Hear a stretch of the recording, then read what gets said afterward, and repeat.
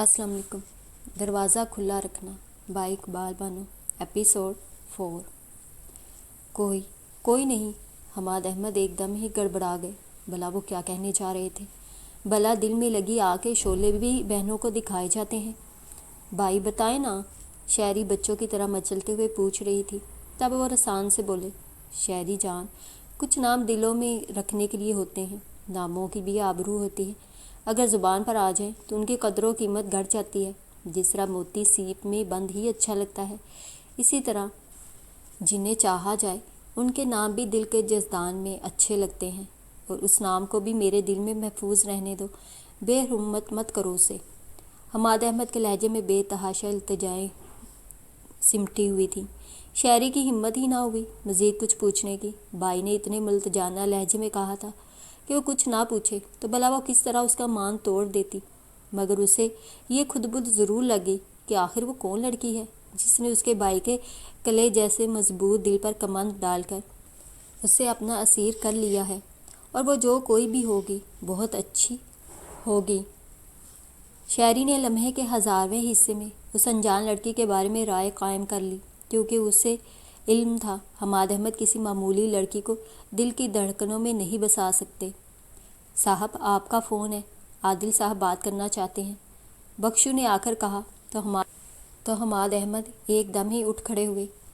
बेनकात सुनाएगा आज, हमारा पिक्चर का प्रोग्राम था और मैं घर पर बैठा हूँ, याद ही नहीं रहा।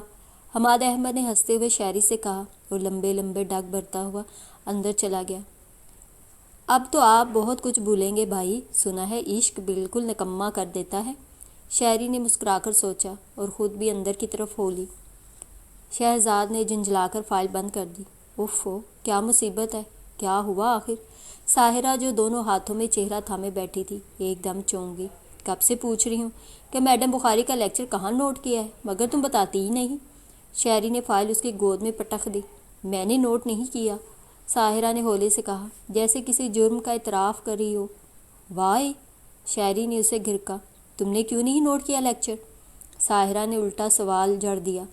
मैं समझी तुम कर रही होगी, और सच्ची बात तो यह है कि मेरा आज कॉलेज आने का मूड ही नहीं था। फिर तुम आई क्यों? तुम्हारा ख्याल आ गया कि अकेली मेरी सखी बोर होगी, शायरी ने प्यार से कहा।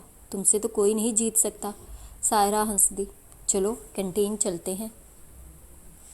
यार, अभी तो तुम सैंडविचेस खाकर आई हो। साहिरा ने उसे हैरानगी से देखा।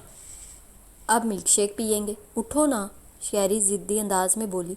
तुम जाओ। और मुझे बुरा लगता है शायरी कि तुम हर रोज़ मुझ पर इतने पैसे खर्च करती हो, जबकि मैं।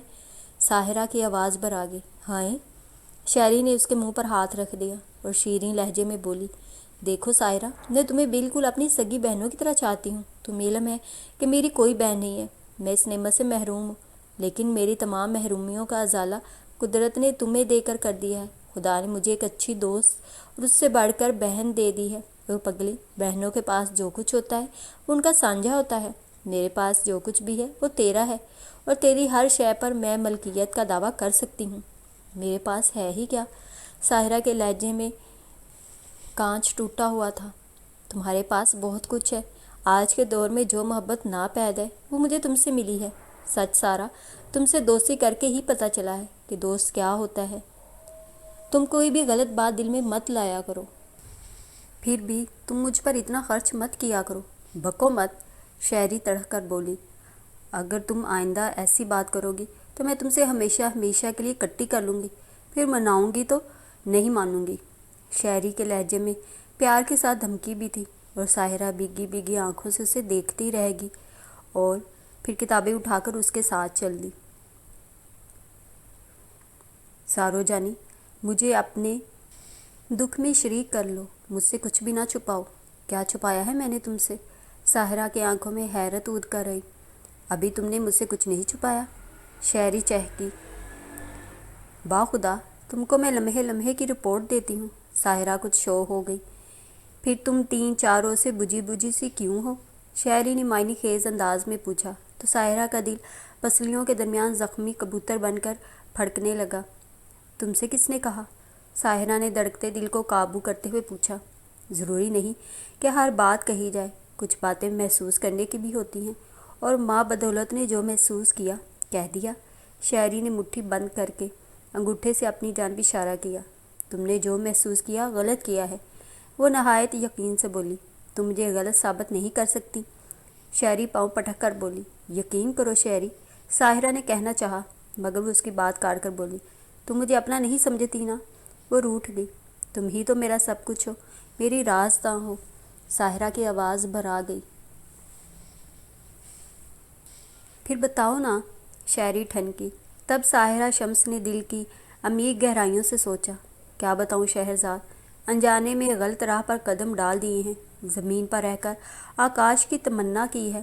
خواہش بھی تو آکاش بیل ہوتی ہے جو دل کی دیواروں سے چمٹ جاتی ہے، جس قدر چاہو چھٹکارا نہیں مل سکتا۔ اب میں کتنا حماد احمد کے خیالات سے خود کو بچانا چاہتی ہوں، مگر وہ کسی پل کسی بھی ساتھ نہیں بھولتا۔ کئی بار خود سے عہد کیا ہے کہ اب اس کے بارے میں نہیں سوچوں گی، مگر جب بھی کچھ سوچتی ہوں تو تبسم ہونٹوں اور بولتی آنکھوں والا حماد احمد خیالوں کی وادی میں میرے سنگ سنگ چلنے لگتا ہے، خود پر اختیار ہی نہیں رہتا۔ میں تو خود خواہشوں اور چاہت کا عذاب جھیل رہی ہوں۔ بتاؤ نا، شاعری کی آواز ساحرہ کو خیالات کی یورش سے نکال لائی۔ کیا بتاؤں، بات ہی کوئی نہیں۔ ساحرہ نے گال پر جھولتی بالوں کی لٹ کو کان کے پیچھے کرتے ہوئے کہا۔ بس مجھے آج کل شانو بھائی بہت یاد آتے ہیں، خدا معلوم کہاں ہوں گے، کیسے ہوں گے۔ ساحرہ نے لبوں پر آتی سسکی کو ہونٹ تلے دانتوں سے دبا کر روکا۔ واقعی یہی بات ہے؟ شاعری کو اب تک یقین نہ آیا تھا۔ ساحرہ نے سر جھکایا۔ لیکن سارو، ایک بات ہے۔ شاعری نے شرارت سے بات ادھوری چھوڑ دی۔ کیا؟ ساحرہ نے چونک کر اسے دیکھا۔ تمہاری آنکھیں تو کچھ اور ہی بتاتی ہیں۔ شاعری کے لبوں پر معنی خیز تبسم مچل رہا تھا۔ میں سمجھی نہیں۔ ساحرہ حیران تھی۔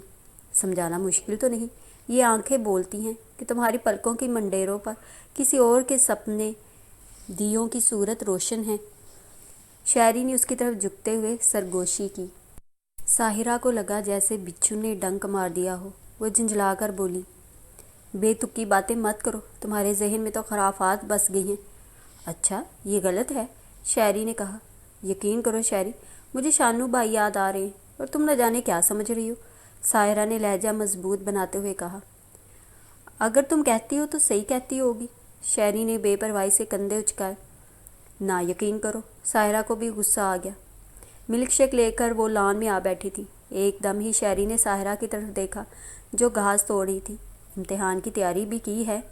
ہو رہی ہے، ساحرہ نے سپاٹ لہجے میں جواب دیا۔ مجھے تو تمہاری تیاری مشکل ہی نظر آتی ہے۔ وہ شرارت سے باز نہ آئی۔ میں سمجھی نہیں۔ ساحرہ واقعی کچھ نہ سمجھی تھی۔ اب میں کچھ کہوں گی تو تم کہو گی بکو مت۔ شاعری کو بھی اسے چھیڑنے میں مزہ آ رہا تھا۔ اس سے بہتر ہے کہ کچھ نہ کہو، ساحرہ نے ٹھنڈا سانس بھر کر کہا۔ ایک مشورہ دوں، مانو گی؟ کیسا مشورہ؟ وہ یہ کہ تم ان چغل خور آنکھوں سے کہو، جذبے یوں عام نہ کیے جاتے، سین سیدھ کر رکھے جاتے ہیں۔ اس طرح تو بدنام ہو جاؤ گی، پاگل لڑکی۔ جب میں بہت کچھ جان سکتی ہوں تو اور بھی عقل کے اندھے جان جائیں گے۔ شاعری ہولے ہولے کہہ رہی تھی۔ میں یہ گلاس تمہارے سر پر دے ماروں گی، ساحرہ ضد ہو کر بولی، اور پھر وہ سرخ آنسو اچانے کی پلکوں کا بند توڑ کر اس کے گالوں پر ڈھلک آئے۔ تو اس میں رونے کی کیا بات ہے؟ میری کوئی بات تمہیں بری لگی؟ شاعری اس کے رونے پر گھبرا گئی۔ نہیں، تمہاری تو سب باتیں اچھی ہیں نا۔ ساحرہ کے آنسو متواتر گر رہے تھے۔ میری اچھی سارو، سوری یار۔ شاعری اس کے رونے پر شرمندہ سی تھی۔ اس نے ساحرہ کا مرمری ہاتھ تھام لیا اور بولی، اصل میں سارو ڈیئر، ہر بات سچ کہہ دینا۔ مجھے میاں جی سے ورثے میں ملا ہے، جو میرے دل میں فوراً زبان پر لے آتی ہوں۔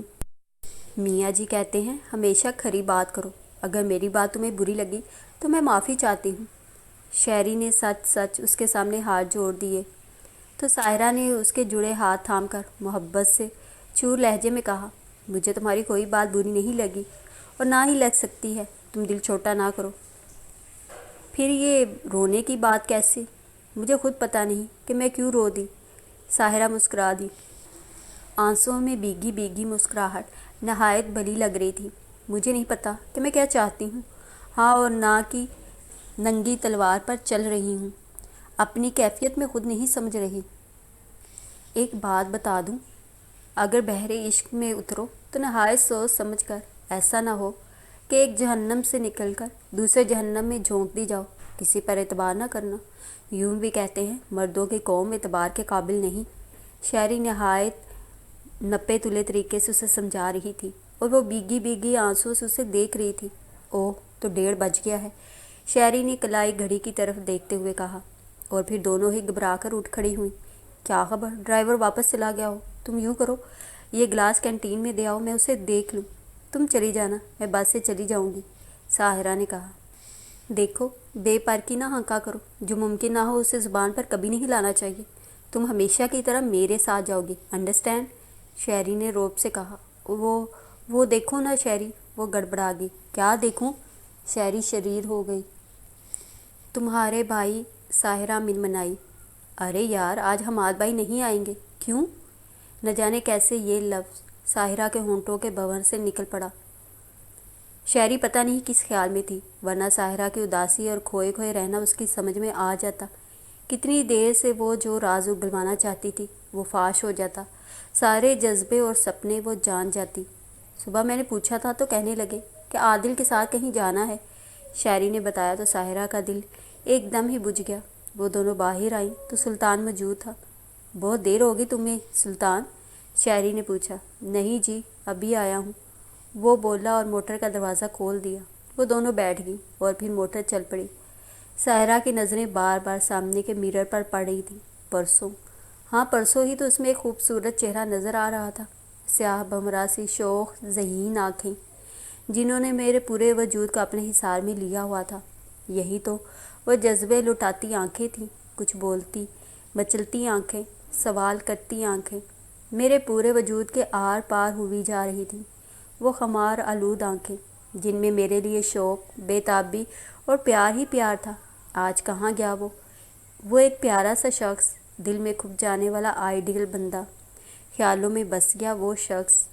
ہاں حماد احمد خان، تمہارا خیال تو آکٹوپس کی طرح پنجے گاڑ کر میرے ذہن میں بیٹھ گیا۔ عرصے سے جو دھیمی دھیمی آنچ مجھے سلگا رہی تھی، اب وہ بھڑک اٹھی تھی۔ کاش حماد احمد تم عید کے ایک روز پہلے نہ آئے ہوتے۔ تمہیں دیکھنا ہی تو غضب ہو گیا ہے۔ جب دو متوازی چیزیں آپس میں ٹکراتی ہیں تو دھماکہ تو ہونا ہی ہے نا۔ تمہارے وجود کی مردانہ مہک کا تو سرور ہی کچھ اور ہے۔ میں کتنا بھی چاہوں اس خوشبوؤں کے حصار سے نہیں نکل سکتی۔ ہاں حماد احمد، میں محبت کی بھول بھلیوں میں کھو گئی ہوں، مجھے نکلنے کا راستہ ہی نہیں مل رہا، اور ہو سکتا ہے جو میں سمجھی ہوں وہ غلط ہو۔ ہاں حماد احمد، میری آنکھوں میں اپنے لیے پسند کے جذبات دیکھ کر تم نے کیوپڈ کا تیر چلا دیا، اور تم صرف محبت کا کھیل ہی کھیلنا چاہتے ہو، جیسا کہ تم امیروں کا شیوا ہوتا ہے، گاڑی کے ماڈل کی طرح لڑکیاں بدلتے ہو، مگر میں ان لڑکیوں میں سے نہیں ہوں۔ مجھے اپنی انا اور حمیت بہت عزیز ہے۔ مجھ میں اتنا حوصلہ ہے کہ میں اپنے دل کی لگی کو دل کی عمیق گہرائیوں میں دفن کر لوں، اور ایسا کرنے میں میں بھرپور کوشش کروں گی۔ کیا سوچ رہی ہو سارو؟ شاعری نے اسے سوچوں میں غلطاں دے کر ٹھوکا دیا تو وہ سوچوں کے سمندر سے نکل آئی۔ کچھ نہیں، ساحرہ ایک طویل سانس لے کر بولی۔ میں کچھ کہتی ہوں تو تمہیں غصہ آتا ہے یار، یہی تو باتیں ہیں جو مجھے بتاتی ہیں کہ میری ساروں کے دل و ذہن پر کوئی قابض ہو گیا ہے۔ پھر تم پٹری سے اتر گئی ہو، پھر تم بیٹھے بیٹھے غوطہ کیوں لگا جاتی ہو؟ میری عادت ہے، پہلے تو ایسا نہیں تھا۔ تم سے کوئی نہیں جیت سکتا، ساحرہ نے ہار مان لی۔ شاعری ہنس دی اور بولی، اگلے ہفتے سے چھٹیاں ہو رہی ہیں، ابھی یہ طے کرو کہ کمبائنڈ اسٹڈی کے لیے تم میرے ہاں ہوگی یا میں تمہاری طرف آؤں۔ تمہیں تو پتہ ہے اماں روز روز مجھے نہیں آنے دیں گی، تم ہی آ جایا کرنا، ساحرہ نے آہستگی سے جواب دیا۔ پھر شاعری نے بھی اسے مجبور نہیں کیا کہ وہی آئے، ساحرہ کی مجبوری اچھی طرح جانتی تھی۔ میں میاں جی سے پوچھ کر پھر تمہیں بتا دوں گی۔ کیا میرے ہاں آنے سے تمہیں میاں جی منع کریں گے؟ ارے نہیں، یہ بات نہیں ہے، بس ان سے پوچھ کر ہی بتاؤں گی کہ ابھی ہماری زندگی اور فیصلوں کی ڈور تو میاں جی کے ہاتھ میں ہے نا، شاعری نے وضاحت کی۔ تبھی موٹر ساحرہ کے گھر کے قریب رک گئی۔ ساحرہ جلدی سے اتر گئی۔ خدا حافظ شاعری۔ اوکے ڈیئر، شاعری نے کہا، اور ڈرائیور نے موٹر آگے بڑھا دی۔ حماد احمد آفس سے آنے کے بعد آرام کی غرض سے لیٹے ہی تھے کہ شاعری دروازے پر دستک دے کر آ گئی۔ بھائی آپ فارغ ہیں نا؟ تمہارے لیے تو ہر دم فراغت ہی فراغت ہے۔ حماد احمد اٹھ کر بیٹھ گئے اور تکیہ گود میں رکھ لیا۔ واقعی؟ شہری خوش ہو کر بولی۔ کل سے آپ کے ذمہ ایک کام ہے۔ کام؟ کیسا کام؟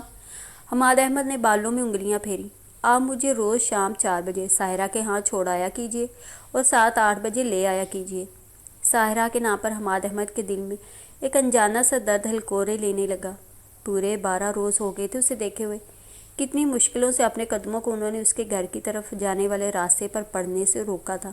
اصل میں وہ دیکھنا چاہتے تھے کہ وہ اس کے بغیر رہ بھی سکتے ہیں کہ نہیں، اور اتنے دنوں میں وہ جان گئے تھے کہ ساحرہ کے بغیر وہ زندہ رہنے کا تصور بھی نہیں کر سکتے۔ کسی لمحے، کسی پل بھی وہ انہیں نہ بھولتی۔ ان کی راتیں ساحرہ کے تصور سے سج کر اور حسین ہو گئی تھیں۔ بے شمار خواب دیکھنے کا انہوں نے خود کو عادی کر دیا تھا۔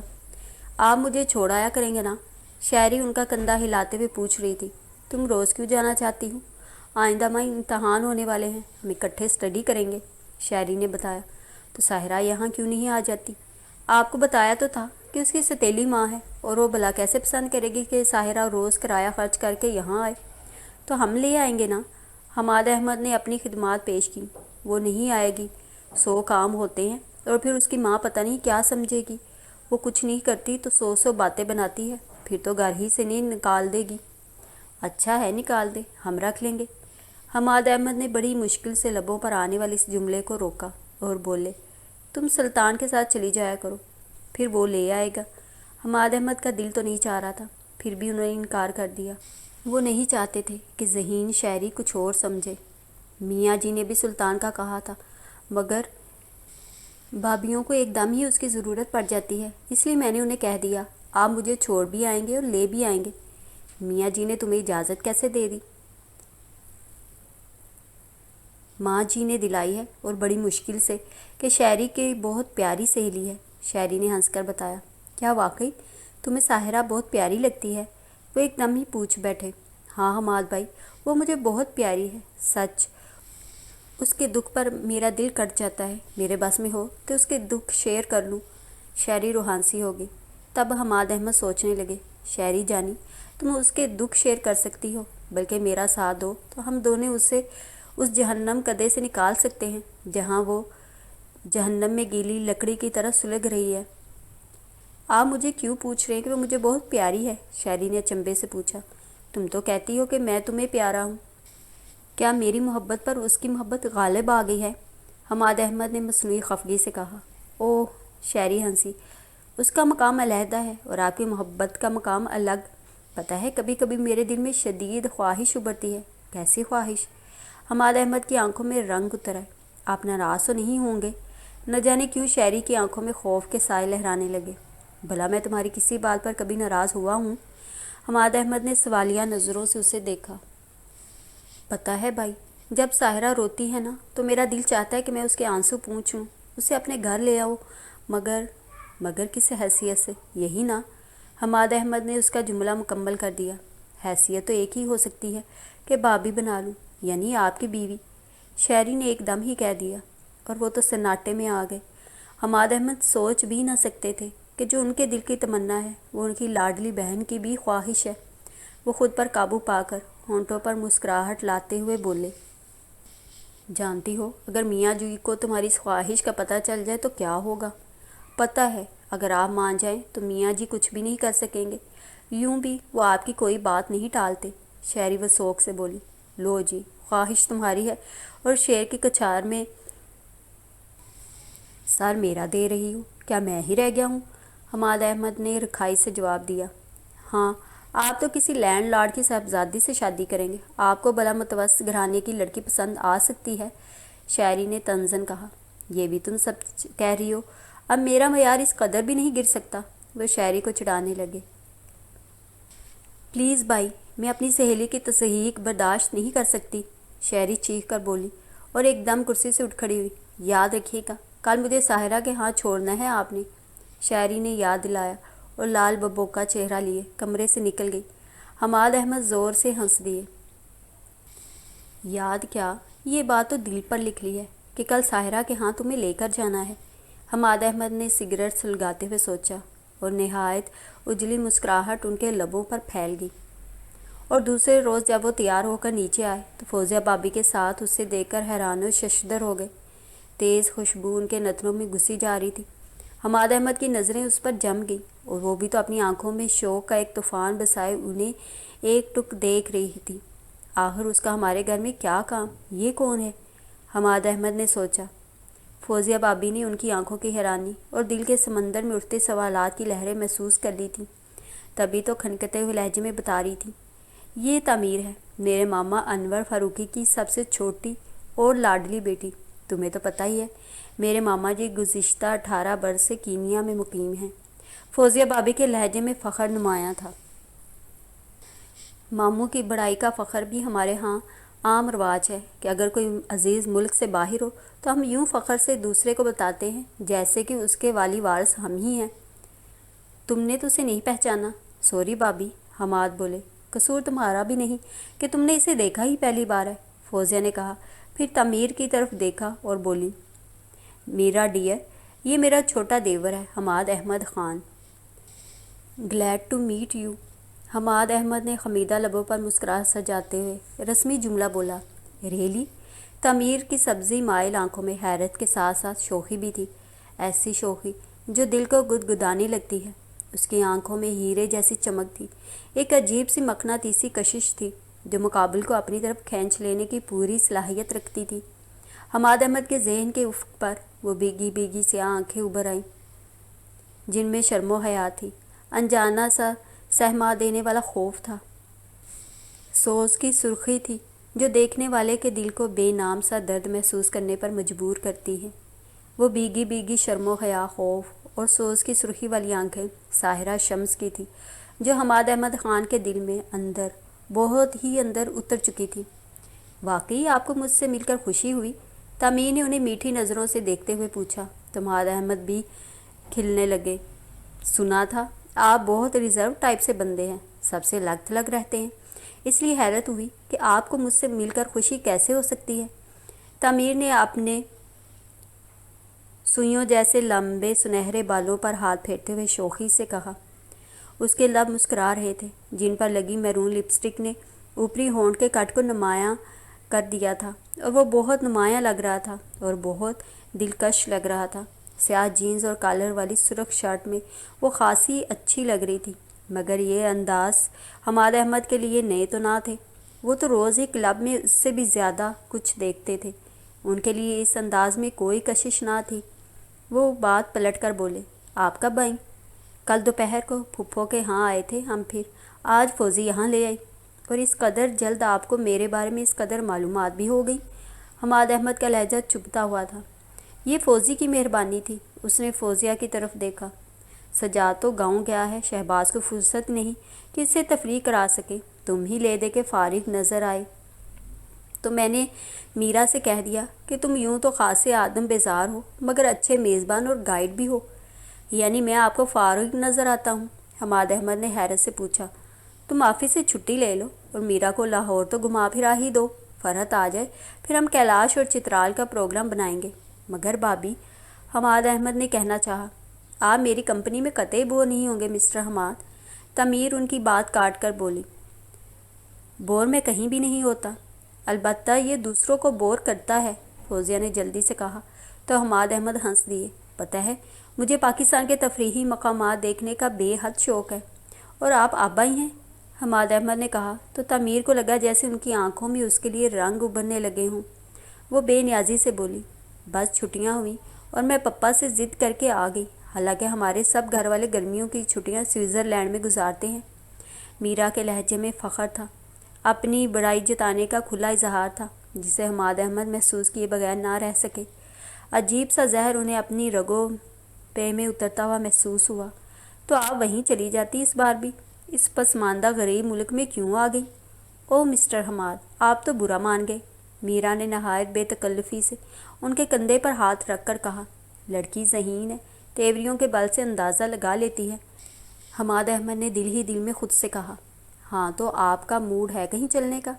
سوری، میں آج نہیں، پھر کبھی صحیح۔ کیا مطلب؟ فوزیہ بھابھی کو شوق سا لگا، حماد احمد نے ان کی اتنی خوبصورت کزن کے ساتھ کس طرح جانے سے انکار کر دیا تھا۔ کل صحیح، آج میں بہت تھک گیا ہوں نا۔ کل پھر آپ بہانہ کریں گے؟ میرا ایک ادا سے بولی۔ نہیں، ایسا نہیں ہوگا، میں جو کہتا ہوں وہی کرتا ہوں۔ وہ مسکرائے۔ وعدہ؟ میرا نے اپنا سفید مرمری ہاتھ آگے بڑھایا۔ پرومس؟ حماد احمد نے اس کے ہاتھ پر اپنا مضبوط ہاتھ رکھ دیا۔ چلو جی، تمہارا تو مسئلہ حل ہوا، فوزیہ نے ہنس کر کہا۔ یہ آپ کا کرم ہے، میرا کو ارنش بجا لائی۔ اب ایک ایک کپ چائے ہو جائے۔ ہاں حماد، تم نے بھی چائے نہیں پی آج، میں چائے بنواتی ہوں۔ فوزیہ کو ایک دم ہی یاد آیا۔ میں لباس بدل لوں، پھر آتا ہوں۔ حماد احمد سیڑھیوں کی طرف بڑھ گئے۔ تو تمیر فاروقی، تم نے مجھے بھی انہی مردوں میں سے سمجھ لیا ہے جو حسین لڑکیوں کو دیکھ کر یوں پھسلتے ہیں جیسے پیروں تلے کیلے کا چھلکا آ گیا ہو۔ مگر تمہیں حماد احمد سے کچھ بھی نہ ملے گا۔ کوئی امید نہ رکھنا کہ یہاں تو روئے روئے پر وہ ساحرہ قابض ہے جو فی الحال میری دسترس سے بہت دور ہے۔ ایسی ہی مشکل چوٹیاں پسند ہیں مجھے۔ مرد تسخیر کرنا چاہتا ہے، میں بھی اور مردوں سے مختلف تو نہیں نا۔ میری بھی منزل ساحرہ شمس ہے۔